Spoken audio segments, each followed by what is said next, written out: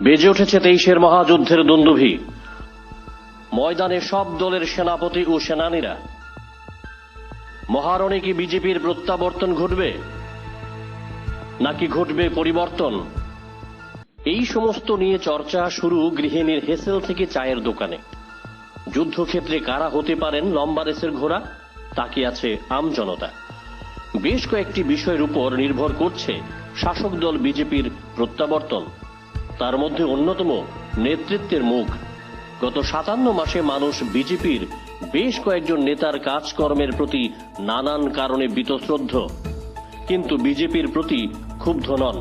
তারা চান না সংশ্লিষ্ট নেতারা ফের চলে আসুক সামনের সারিতে। জনগণের অবস্থা যখন এই জায়গাতে, তখন নিশ্চয়ই প্রয়োজন বিকল্প মুখের, এবং তিনি হতে হবে লম্বা রেসের ঘোড়া। জনমনে স্বাভাবিকভাবে প্রশ্ন চারা দিচ্ছে, তাহলে কে হতে পারেন বিজেপির লম্বা রেসের ঘোড়া? রাজনীতিকরা বলছেন, বর্তমান সময়ে 23-এর মহাযুদ্ধে বিজেপির মূল কাণ্ডারি মুখ্যমন্ত্রী ডাক্তার মানিক সাহা। সঙ্গে আছেন প্রদেশ সভাপতি রাজীব ভট্টাচার্য। পিছিয়ে নেই প্রাক্তন মুখ্যমন্ত্রী বিপ্লব কুমার দেব, কেন্দ্রীয় মন্ত্রী প্রতিমা ভৌমিক, সাংসদ রেবতী ত্রিপুরা। বিজেপির নেতা কর্মীদের বক্তব্য, দলের এই তাবড় নেতৃত্বের মধ্যে প্রবল সম্ভাবনাময় নেতা হয়ে উঠেছেন অমিত রক্ষিত। তিনি রাজ্য বিজেপি সাধারণ সম্পাদক।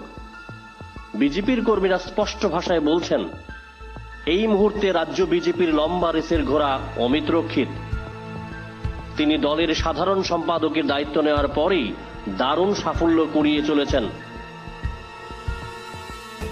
বিজেপির যুব ব্রিগেডের কাছে তিনি বেশ জনপ্রিয়।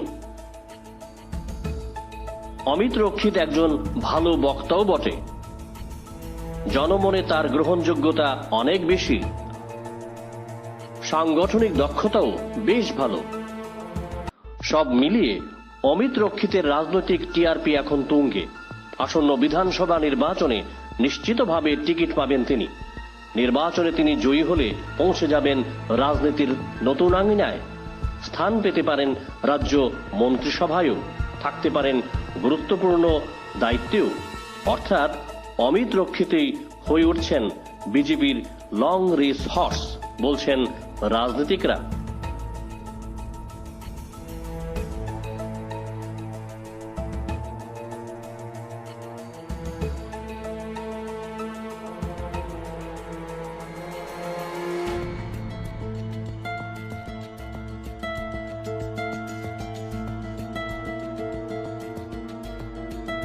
উপরে ট্যাগ লং রেস হর্স।